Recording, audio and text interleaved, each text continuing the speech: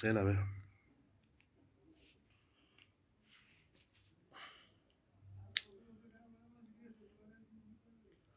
Yalla be. ገዳይ ይሞት ሞት አንድ ጉምዝ መቶም አንድ አማራ ከገደለ 100 ጉምዝ እንገላለን። ኦሮሞ አንድ ኦሮሞ አንድ አማራ ከገደለ 100 ኦሮሞ እንገላለን። እኛ ሞትን ሳይሆን የታሪክ ተወቃሽነት ነው የምንፈራው። የትናንትናውን ታሪካችን የትናንትናውን ማንነታችን በመርሳት ሳይሆን አዲሱን ኢትዮጵያ የምንገነባው የትናንትናውን ማንነታችን የትናንትናውን ጀግንነታችን እንዳለ ሆኖ የትናንትናውን ሐውልታችን እንደቆመ ሆኖ አዲሱን ኢትዮጵያ ከዓለም ጋር እኩል እናራምዳታለን።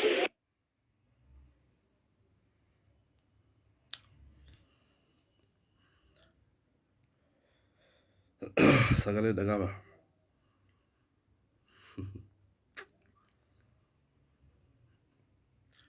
Sagalee dhageessu.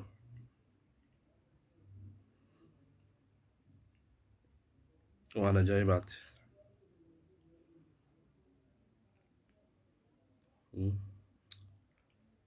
Kanaaf waan akka malee garaa nama nyaataati. Ilmaan nafxanyaa warri awwaalcha isaaniitu bakka ta'e warri isaaniitii fi namni isaanii dhabanii arraan tana awwaalcha keessaa mootummaa kanaa fi warri kaadiree bilisiqinnaa Abiyyi Ahmad warra awwaalame arraan tana baasanii Oromoo irratti arrabsoo garagaraa zaachaa garagaraa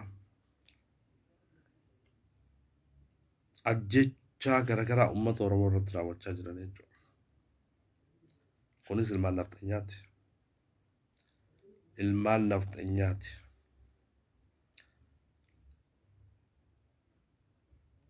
Waan akka malee siigaltee garaa nama nyaataati nama balleessa dhugaa dubbachuudha. Waan jeelaal warri Beenishaangul Gumuz yoo Amaara tokko ajjeesan nuti siigaltee Beenishaangul 100 ajjeefnaa jee gurbaan kun. Shuuf Oromoon takka lafaa kaatee yoo Amaara tokko ajjeefte nuti Oromoo 100 ajjeefnaa jee. Kana kunoo siigaltee faayidaan badhaadhinaa faayidaan siigaltee warra gaarii faayidaa warra kan qabne kana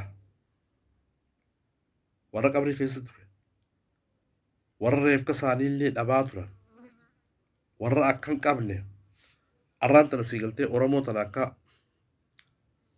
arrabsa warri godhaa jiru Oromoo akka ajjeesa warri godhaa jiru warra akkan qabne warra Oromoo ifiin jiru kana dhugaa dubbachuudha. Wanni wallaga keessatti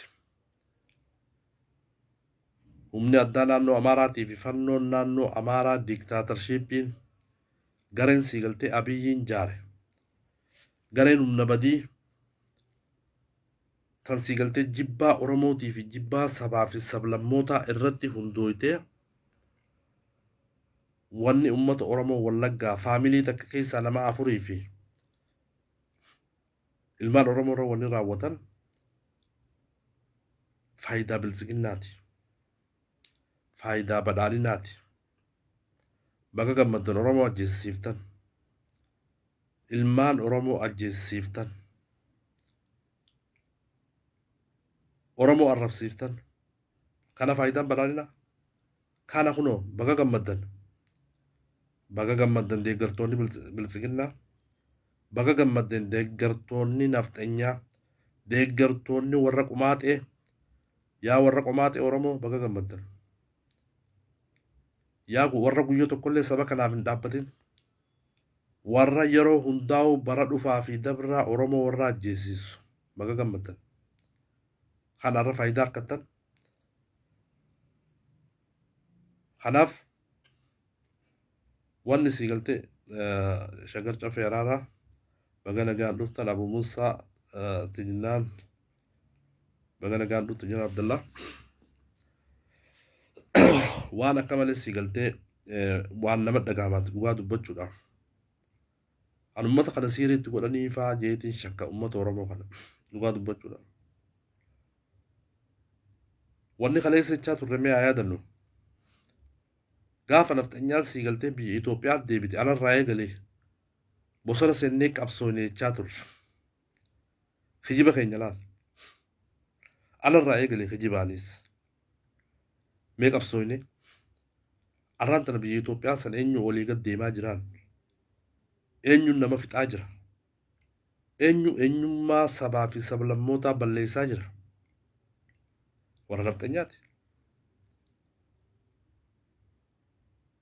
Kanaaf waan akka malee nama dhagahamaati dhugaa dubbachuudhaan.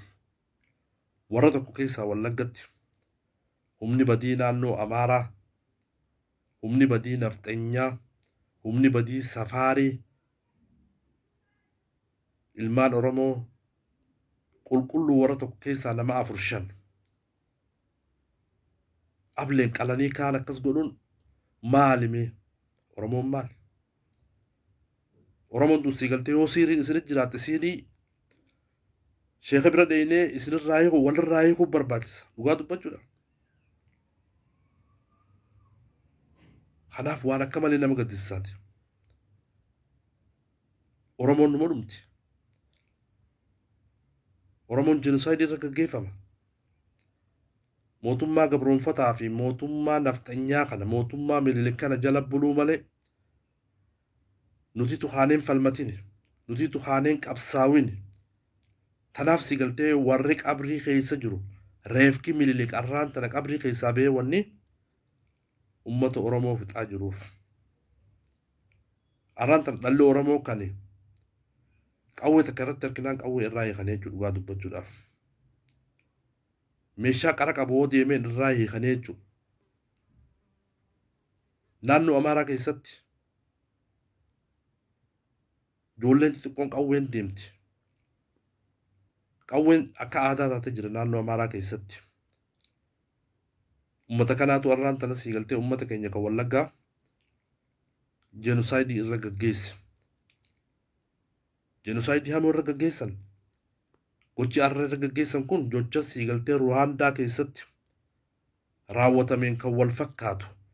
Gochi Oromoo Beenishaangul keessatti ibidda mahulaatti cufanii itti qabsiisan jecha sii galtee Ruwaandaa keessatti jenosaayidii gaggeeffamtee gadii miti. Mee qaamni addunyaa mee? Qaamni addunyaa mee? Mee warri human rights, mee Amnesty Internationaliin, mee Human Rights Watchiin, mee United Nationiin, mee mootummaan Ameerikaa? Mootummaan Ameerikaa mee? Kanaaf ummanni Oromoo arraan tana sii galtee ummanni Oromoo ummata bal'aadha. Ummata mirga dimokiraasii, ummata sii galtee sirna gadaa fite. Ummata akkasii jaanii sii galtee if dhaadheessinee akka sodaataatti if laalaa jira kun sirrii miti. Sirrii miti. Dhimma lubbuun si dhufe lubbuudhaan deebisu. Lubbuun deebisu. Oromoon sii galtee kana booda carraan qabu. Oromoon hireen qabu. Oromoon kana booda eenyummaan qabu. Oromoon kana booda sii galtee akka bineensaa karaarra du'a.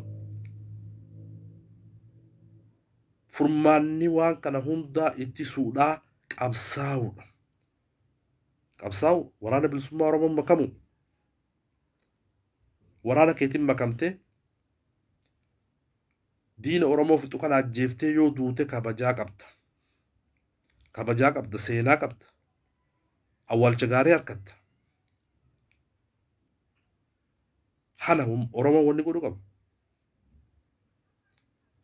Warri nafxanyaa bar dirree rabbaaniiti. Gurbaan waan jedhe geessanii Oromoon tokko yoo sii galtee Amaara tokko ajjeese Oromoo 100 ajjeefna jedhe. Dhugaasaati. Dhugaasaati. Kan kana jedhe sii galtee qaama biraati miti. Waraana makalaakiyaati. Waraana makalaakiyaa kan ilmaan Amaaraatiif dhaabbate. Kan ilmaan sabaaf sablammootaa fi Oromoo balleessuudhaaf kan dhaabbate. Dhugaasaati. Godhu jiran. saba isaatiif dhaabbate. Hoolayyiin siigaltee hoolayyiin Oromoo ta waraana keessa jirtu godina Booranaa keessatti dhala isaanii obboleeyyee isaanii rasaasa 25 itti roobsanii ajjeesanii jechuudha. Humni addaa tajaan diktaatariin Oromiyaa tan siigaltee dhiiga Oromoo hin qabne tan Oromoo ajjeesuu irratti nambar waanii tana isin wanni gootan. Humni addaa naannoo Amaaraatii fi qaamni hidhate kan naannoo Amaaraa wanni hidhataniif ummata Amaaraa ittisuuf ummata Amaaraa jiraachisuuf sirna isaanii deebifachuuf haana gaalaan wanni Amaarri godha jiru. Hoolayyiin Opiidiyoo hoolayyiin siigaltee ilmaan diqaalaa tan Oromiyaa keessa walitti qabamte tani qawwee fuutoo deemtu humna addaa taja'anii fi wannummaan qaama nageenyaa jedhamu sun diqaalaan Oromoo ajjeesuu irratti warra siigaltee dhaabbate. Haraan tana siigaltee godina Booranaa keessa jenosaayidii gaggeessan. Ijoollee lama dhala Oromoo siigaltee dhala qulqulluu rasaasa 25 itti roobsanii ajjeesan. Eenyuun maqaa qabuu deemtan amma? Eenyuun maqaa kaa'uu deemtan? Kana hunoonni isin godhaa jirtan. Hoolayyiin deeggartoonni bilisiginnaa kana hunoo faayidaan teessan dargaggoota Oromoo kan boru biyya tana bulchuudhaaf biyya tana misoomsuudhaaf ummata Oromoo kan osoo hin baratin nu barsiise kana siigaltee dargaggeessa akkasiisanii dargaggeessa abdii hegereeti humni addaa naannoo Amaaraa godina Booranaa keessatti jenosaayidii irra gaggeessa. Irra gaggeessanii rasaasa 25 dargaggoota mataa keessa dha'e afaan Oromootiin afaan isarraa haa muru rabbiin. Warra akkanaa kana faadha. Humni addaa naannoo Amaaraa saba isaatiif dhaabbata. Ummata isaatiif hadoota. Ummata isaatiif qawwee san baadhatee deema. Humni addaa naannoo Oromiyaa Oromoo balleessuu fi mataa keessa dha'ee dhala Oromoo siigaltee dargaggoo Oromoo tan kaleessa kabajaa itti goote mataa keessa dhaanii ajjeesanii jechuudha. Tana hunoo wanni Oromiyaan beektu. Tana mootummaan siigaltee mootummaan shiftaan maqaa Oromoo yaammattu. Tana hunoo wanni isin beektan. Yaa duufota. Warri Amaaraa bargabbaanii humni addaa naannoo Amaaraa milishaan naannoo Amaaraa fannoon naannoo Amaaraa diktaatoroonni warri dhiiga namaa xuuxu bare warri dhiiga namaa xuuxu jiru kun ummata isaaniitiif jecha Oromoo ajjeesaa jiran. Ummata keenya waardiyaa ummata keenyaa jaaniiti Oromoo ajjeesaa jiran. Ati waardiyaa ummata keetii ta'uu dhiiftee jiti obboleeyyan kee qeeroo kaleessa kabajaa siggoote rasaasa 25 ajjeesaa jirtaa jechuudha. Humna addaa naannoo Oromiyaa hoolayyii warra akka hin qabne warra akka hin qabne. Kanaaf dhugaa dubbachuudhaaf wanni siigaltee humni addaa naannoo Oromiyaa jaantuu wanni isiin godhaa jirtu eega siigaltee mootummaan bilisiginnaatu eega Abiyyi Ahmad shiftaan kun siigaltee aangoo qabatee kan nama Oromootiif ijoollee Oromoo kan fixaa jiru humna addaa naannoo Oromiyaati. Humna addaa naannoo Oromiyaati. Kanaaf bakka takka hin dheetan jalaa hin baatan Oromoo fixuu hin dandeessan. Oromoo miliyoona 60 ol. Kanaaf ummanni Oromoo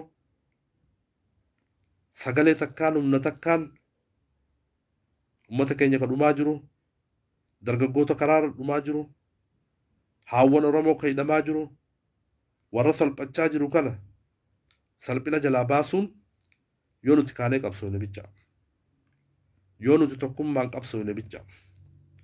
Arraan tana siigaltee humni addaa naannoo Oromiyaa tan jennuun tun tan godina Booranaa keessatti dargaggoota lama siigaltee rasaasa 25 itti roobsanii mataa keessa dha'e jaanii mataa keessa dha'e ajjeese rukuti akkasii ajjeesan isaan. Warri siigaltee nafxanyaa kan waraana biyyaa keessa jiru kan siigaltee warra difeensi warra makalaakiyaa keessa jiru Oromoon tokko Amaara tokko ajjeefte Oromoo 100 ajjeefne jedhee dhaadata. Warri Beenishaangul Gumuz Amaara tokko ajjeese warra Beenishaangul 100 ajjeefne jedhee dhaadata.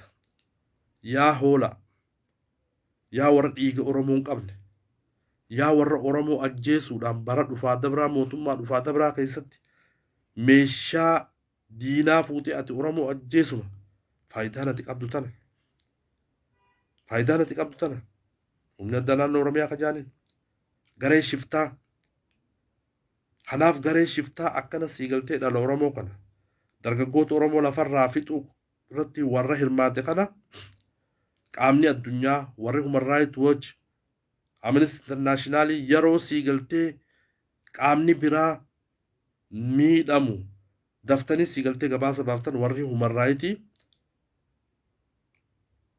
dargaggoota Oromoo kan dhumaa jiru ummata Oromoo kan siigaltee humna addaa naannoo Amaaraatii fi fannoo Amaaraa shiftaa diktaatara kanaan dhumaa jiru kana siigaltee mootummaan addunyaa beekuutu barbaachisa. Amma booda siigaltee biyya Itoophiyaa keessatti tasgabbii wanni jedhamu hin jiru dhugaa dubbachuudhaan. Tasgabbii wanni jedhamaa hin jiru. Mootummaan addunyaatu wanni firraa eegaa jirtu jenosaayidii akka gadi hin geeffamne eegaa jirtu. Jenosaayidii kan geggeessaa jiru kan biyya Itoophiyaa waliin laaqaa jiru warra gosoota akka ilmaan nafxanyaati. Ilmaan Minilik, ilmaan Safaariiti fi hoolayyii Opiidiyoo warra Oromoo ajjeesuu malee guyyaa tokko Oromoodhaaf sagalee ta'ee hin beekne uummata kana jechuudha dhugaa dubbachuudha. Waan akka malee nama dhagaamaati. Torbuma kutee kana keessa Beenishaangul Gumuz keessatti uummata Oromoo kan Beenishaangul keessa qubatu walitti qabanii mana irra gubanii qaqqalanii jenosaayidii irra gaggeessan. Kan irra gaggeesse eenyu qaama biraatii miti. Humna addaa naannoo Amaraatii fi warra fannoo jaaniin diktaatarshipii maafiyaa guruppii tan siigaltee Abiyyiin jaaramte warra kanaatu uummata Oromoo siigaltee Beenishaangul keessa jirus addaan baasanii siigaltee sabummaa Oromoo ta'uudhaan nama ajjeesanii jechuudha. Nama qalanii jechuudha. Ibiddaan mana keessa gubanii jechuudha. Kanaa badhaadhinni. Kanaa faayidaan siigaltee badhaadhinaa. Kanaa faayidaan bilisiginnaa. Kanaa siigaltee wanni ati deeggartu. Hoolayyii Opiidiyoo hoolayyii Oromoo keessaa baate. Tan guyyaa tokko rakkoo Oromoo dubbattee hin beekne tanaa faayidaan ati bilisiginnaa deeggartuuf tanaa. Baga gammadde. Baga gammadde Oromoo ajjeesisiifte. Ummata siigaltee akka hin qabne, ummata bifa hin qabne, ummata hoolayyii siigaltee warra bilisiginnaa jiru warra sirna dur deebisuu deemu warri deeggaruu dhugaa dubbachuudhaaf rabbiin dhabame sinaa godhu. Warra keessanii fi faamilii teessan hunda rabbiin siigaltee dachii isiniin garaagalchu. Garagaluu teessan. Rabbiin suuraa isinirraa fuudhu. Warra deeggaraa siigaltee. Warra humaa takka ittiin dhagaamne. Kan dhiirti naannoo Amaaraa keessaa qawwee qabattee akkasitti dhaadattu. Godina Booranaa keessatti ilmaan Oromoo dargaggoota Oromoo lama walitti qabanii jirti mataarra rukuti. Mataarra dhee itti deebisi jaan. Kana hunoo bilisiginnaa. Kana faayidaan siigaltee badhaadhina Oromiyaa. Kana mootummaan Oromoo tana. Uummata kanaa kanaaf biyya bulchaa jira. Uummata kanaa kanaaf ati deeggaraa tahaa jirta. Uummata kanaa kanaaf siigaltee harka dhawaa jirta. Biyya feeti jiraadhu. Bakka feeti jiraadhu. Seera jalaan baatu. Kana siigaltee qaamni addunyaa warri siigaltee Human Rights warra biyya alaa tana keessa taa'ee mootummaa diktaatara tana deeggaru warra sooshaal miidiyaa gubbaa taa'ee mootummaa jenosaayidii gaggeessu jirtu tana warri deeggaru tarkaanfiin irra fudhatamu qaba jechuudha dhugaa dubbachuudhaaf. Kana uummata kana siigaltee as gubbaa ta'anii warra sheenii Oromoo yeroo du'e baga du'e sheenii du'aa godhe jiru jira jechuudha. Hoolaa bilisiginnaa. Warra ijoolleen Oromoo gisee dhumte baga du'an warra jiru jira. Warra deeggaraa bilisiginnaa. Warra akka hin qabne. Warra siigaltee Oromoo keessa galee maqaa Oromoo kan yaammatu kan dhiiga Oromoo yaammatu kan siigaltee maqaan Oromoo hakeessoon isaa nafxanyaa warra akkanaa siigaltee biyya hunda keessatti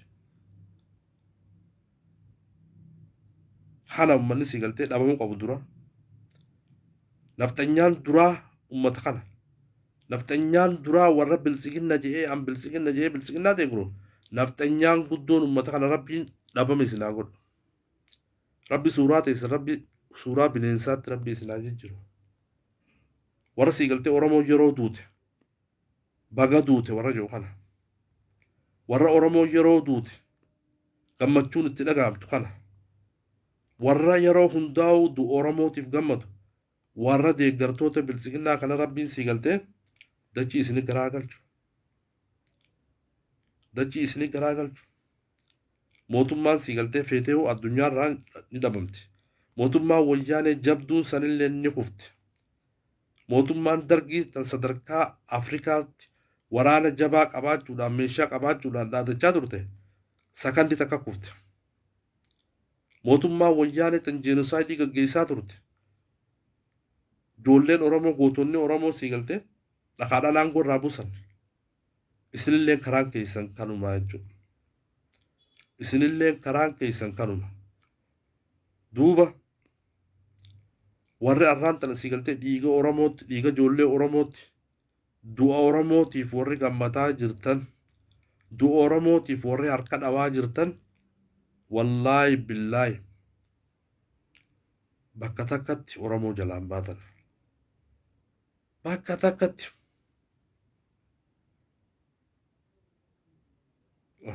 waan hedduu nama aarsaati beekta kanaaf dhalli oromoo oromoon sii galtee wanni isiin eeydu hin jirtu dhugaa dubbachuudha oromoon kaatee hidhachuu oromoon kaatee qabsaa'u oromoon kaatee waraana bilisummaa oromoon jabeessu oromoon kaatee bakka jirtu sii galtee qawwee bitattee qabsooytee mootummaa shiraatan ofirraa kaasuudhaatutu barbaachisaa jechuudha dhugaa dubbachuudhaaf nama rogo jiruun qabsaa'uutu barbaachisa du'a oromoo du'a sheekota du'a sii galtee du'a sii galtee nama hundaa du'a oromoo hundaa'u furmaanni isii qabsaa'uutu barbaachisa waraana bilisummaa oromoo deeggaruutu barbaachisa karaan furmaataa kana arraan tana dargaggoota oromoo biyya hunda keessatti akka godhaa jiran ni dhageenyaa jechuudha osuma dargaggoon teenya teesseetuma gara gaggaltuu mootummaan tunumaan hin gootu haaliin sii galtee mootummaa oromoo jira haaliin sii galtee mootummaa tana keessa gosa teenyaa jira jennee gosa teenyaa jira jettanii osoo hangaa saafaa lakkaawwattanii haalis osoo aadama haarunii fi haan lakkaawwatu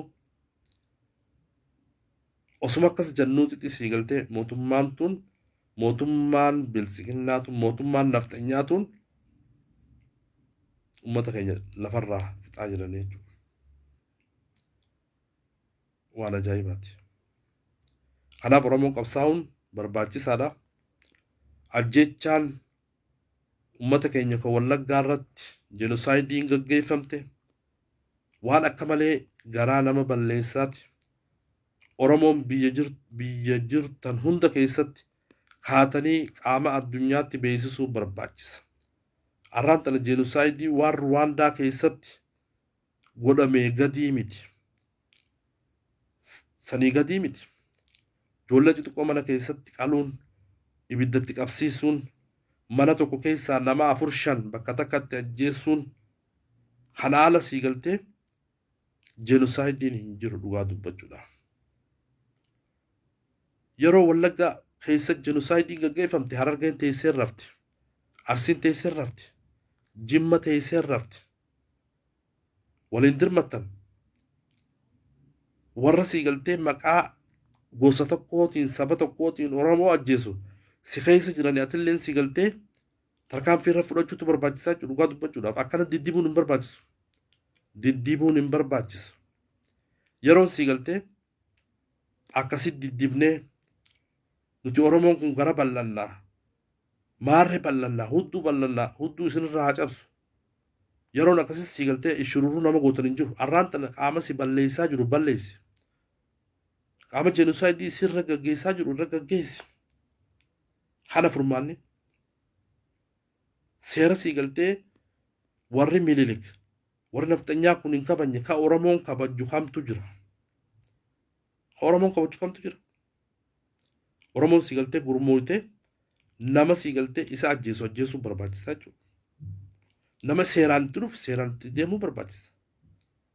Kana si galtee wanni haalli si galtee amma Itoophiyaa keessatti deemaa jiru wanni dhaadachaa jiran sirna keenya deebifachuudhaaf jenosaayidii gaggeessinee ispeeshaalii Oromoo irra jenosaayidii gaggeessinee Oromoo harka kannisiisuu qabna kan jiru tarsiimoo akkasiitiin si galtee warra naftanyaa kun deemaa jira. Deemaa jiran. Uummanni keenya asii badhaadhina isinii finne badhaadhina si galtee keessoon isaa hiyyummaa badhaadhina keessoon isaa diktaatarummaa badhaadhina keessoon isaa dukkanaa badhaadhina keessoon isaa nafxanyummaa kana badhaadhinni isaan badhaadhina jaan badhaadhina keessoon nafxanyummaa badhaadhina keessoon dukkanaa badhaadhina keessoon ajjeechaa badhaadhina kana mootummaan si galtee wajjaaneessan takkaa dhala Oromoo kana ajjeestee hin beektu. Takkaa si galtee mana hidhaatii baaftee nama ajjeestee hin beektu. Har'aan tan uummanni keenya tokko tokkoon si galtee adamfamaa ajjeefamaa jira karaa irratti. Mana hidhaatii baafamaa ajjeefamaa jira. Tanaa mootummaan Oromoo. Tanaa qaanyiidha. Qaanyiidha. Kanaafan hedduullee dubbachuufi miti. Uummanni Oromoo haawwan Oromoo abbootiin Oromoo dargaggoon Oromoo kana booda si galtee carraan ati qabdu qawwee tee hidhattee waraana bilisummaa Oromoon makamtee uummata Oromootii fi Oromiyaaf wareegama kafaltee bilisummaa fiduu qofaatu barbaachisa. Karaan si galtee Oromoon deemu qabdu karaa kana bicha. Dhagaadhaan si galtee siistamni dhagaa fi akkaataan dhagaadhaan itti qabsaawaa turre piree dhumee jira kun. Kana booda si galtee Oromoon hidhachuu barbaachisa. Hidhattee qabsaa'uu barbaachisa. Kana si galtee waraana bilisummaa Oromoon makamtanii si galtee makamnee si galtee qabsaa'uutu barbaachisa. Kana hin taane akkuma si galtee amma harkaa jirutti nafxanyaan barra biyya ifiyyamaa jirti. Waraana makalaakiyaa keessa taa'ee Oromoon tokko yoo Amaara tokko ajjeefte Oromoo 100 ajjeefna. Shuuf konfidensi gumus tokko yoo Amaara tokko ajjeese warra gumus kana 100 ajjeefna kan jechaa jiru humna faannoo naannoo Amaaraatii fi milishaa naannoo Amaaraa sittiin fakkaatin makalaakiyaa jechaa jira. Warra makalaakiyaa kana jechaa jira. Yeroo si galtee warri makalaakiyaa kun olaantummaa ummata Amaaraa eegsisuudhaaf waardiyaa ummata kiyyaafiin taajee ummata isaatiif dubbachaa jiru kanatti hoolayyiin Oromoo tan humna addaa jennuun tan si galtee dhiigni isiin beekamne tan eenyummaan isiin beekamne godina Booranaa keessatti dargaggoota 2 xiyyiitii 25 itti roobsanii ajjeesanii jechuudha. Waan akka malee nama gaddisiisaati. Tana wanni isin beektan qaraatiin isin qaraatan tana leenjiin isin fudhattan tana dhala Oromoo ajjeesuu tana ati qawween ati fuutee qawween bilisiginnaadhaaf fuutee deemtu tun Oromoo tan ajjeeftu qawween amaartichi humna waraanaa keessa jiru makalaakiyaa keessa jiru qawween hidhatee inni deemaa jiruun ummata Amaaraatiif ummata isaatiif waardiyaa ta'u ati qawween ati fudhatte kan dura si galtee exercise irra gootee jenosaayidii irra gaggeessitu ummata keeti ummata Oromootiin yaaduufa bakka jirtu filaal. Arraan tan si galtee Boorana keessatti akkasitti gaggeessitee dhiiga keeti ganneeti obboleessa kee ajjeefte. Tana gammachuun ta'e humni addaa naannoo Oromiyaa. Tana gammachuun teessan deeggartoonni bilisiginnaa. Tana gammachuun teessan badhaadhina Oromiyaa warri keessa duwwaa warri keessa nafxanyaa warri keessoon isaanii diktaatara warri keessoon isaanii dukkanaa kana faayidaan teessan. Tana faayidaan teessan dhala Oromoo ajjeesuudha. Kanaaf kana booda Kana booda ummanni Oromoo waraanni bilisummaa Oromoo ummata siigaltee qawwee takka dhawaan waraana bilisummaa Oromoo dura kan fiigu kana humna addaa hajaaniin kana hani dandeettiin qabne kan woboo duran dhaabbanne kana waraanni bilisummaa Oromoo tarkaanfii barbaachisaa irra fudhachuutu barbaachisaa jechuudha. Tarkaanfii barbaachisaa warra wallaga keessatti dhala Oromoo irratti ijoollee Oromoo xiqqoo irratti mana keessanii warra qalaa warra fannootii fi milishaa naannoo Amaaraa kan jiru kana waraanni bilisummaa Oromoo ummata kanarra fudhatee garaa nu qobbaneessuutu barbaachisa. Akkasi fayyina. Akkasumallee hin fayyinu dhugaa dubbachuudhaaf. Haana wanni itti fayyinu. Kanaan fayyina nuti. Waraanni bilisummaa Oromoo jajjabeen tan saba kanaaf dhaabbatte tan siigaltee wareegama qaqqaalii ummata Oromootiif kafalaa jirtun tarkaanfii barbaachisaa ummata Wallaggaa irratti ummata naannoo Amaaraa irraa Wallagga seenee ummata keenya irratti jenosaayidii gaggeessan nuti gumaan isaanii ammumatti nu baasuu barbaannaa jechuudha. Gumaa isaanii dhagoo barbaanna. Wanni siigaltee warri nafxanyaa kun jenosaayidii gaggeessanii wanni Oromoon difeensi firaan gooneef hin jirtu. Wanni difeensi gooneef hin jirtu difeensi firraa godhuutu barbaachisa. Dura dhaabbachuutu barbaachisa. Kana siigaltee keessa gaseenneen dubbannu kana dhalli Oromoo hundinuu fudhachuutu barbaachisa. Nafxanyaan habajaa hin beektu. Nafxanyaa yoo si kabalte kabale. Nafxanyaan booksii wasu dhooyte booksii hin dhaye. Nafxanyaan si ajjeefnaan ajjeesi. Kana deebisaan nafxanyaa. Tanatti amanti. Nafxanyaan dimokiraasitti hin amantu. Seeratti hin amantu. Hin amantu. Isin wanni itti amantu. Booksiin si dhooytee si dura fiidee bakka seeraa dhaqu sanii miti har'a. Sanbira kunne. Isin si haleellaan haleele. Si balleessuu dhufan atis balleessi. Wanni ati hedduu hin jirtu jechuudha. Dhalli Oromoo as gubba siigaltee waa hedduu dubbannu. Waa hedduu dubbachuun gaarii miti. Ammoo gochi siigaltee gara jabeenyaa kan Wallagga keessatti raawwatame kan dhala Oromoo qulqulluu irra raawwatame jenusaayidiin humni addaa naannoo Amaaraatii fi fannoon naannoo Amaaraa tan jaan diktaataroonni mootummaa biltsiginnaa Oromiyaatii fi biltsiginnaa Abiyyiitiin jaaramte wanni isaan arra raawwatan mana tokko keessaa warra 4-5tu dhume kanaaf gumaa isaanii baasuun barbaachisa. Yeroo hundaa'u siigaltee haasa'uun barbaanna maboota. Gumaa nama Oromoo kan du'e kana baasuutu barbaachisa. Saniif furmaata. Saniif deebisaa ta'uu qaba. Saniif garaa nu qabbaneessa. Kana siigaltee. Kanaaf tanumaan jechuu barbaada. Kanaaf warri dhala Oromoo ajjeesaa jirtan. Warri ijoollee Oromoo itti deebisii mataa keessa dhahe. Rukutu jechaa jirtan humni addaa naannoo Oromiyaa taniif hin jettan yeroon isin siigaltee akka itti ijoollee sana ajjeeftan sanitti isiniis du'uuf yeroon dhiyaatee jirti. Yeroon dhiyaatee jirti. Mootummaalleen siigaltee mootummaa raafamaa jirtu jechuudha. Kanaaf dhaamsa gaarii tokko uummata Oromoo akkana godhin jennee siin dhaamnu humna addaa naannoo Oromiyaa. Diktaatara harki kee dhiiga. Hundi humni addaa naannoo Oromiyaa tan jaamtu. Tan uummata Oromoo ajjeesuu malee humaan beene. Yaa gowwaa. Humni addaa naannoo Amaaraa uummata isaatiif waardiyaa jira. Ati uummata Oromoo irratti siigaltee dhuhaastee ajjeesaa jirta. Dhaamsa tokko Oromoon siin dhaamtu. Dhaamsa siigaltee obbolummaa jennee wanni sii dhaamnu hin jiru. Harki kee dhiiga jenosaayidii gaggeessaa jirta.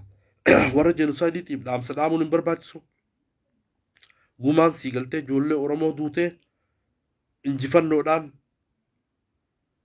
bahuun yeroon isii dhiyoodha.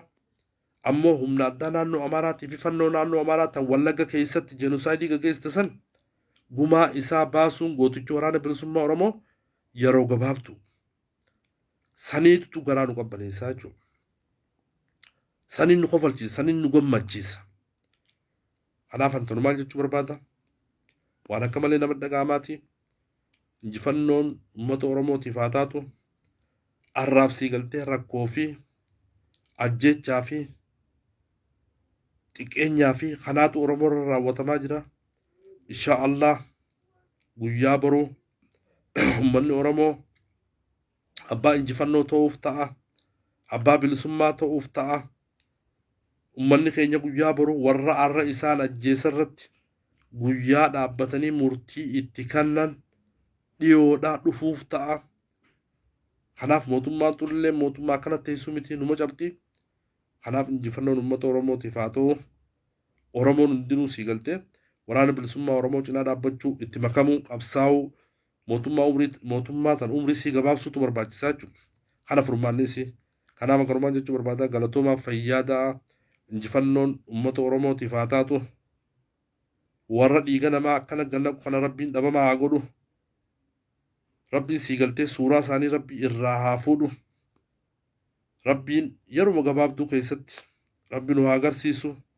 Oromoo tana sii galtee Oromoon miskiina haqa qabdii dhugaa qabdii. Rabbiin Oromoo tanarraa gabrummaa rabbi haa kaasu. Ummata keenya abbaa injifannoo rabbi haa godhu. Waraana bilisummaa Oromoo kana humna sii galtee nam tokko ittiin qixxaanne rabbi haa kennuufi.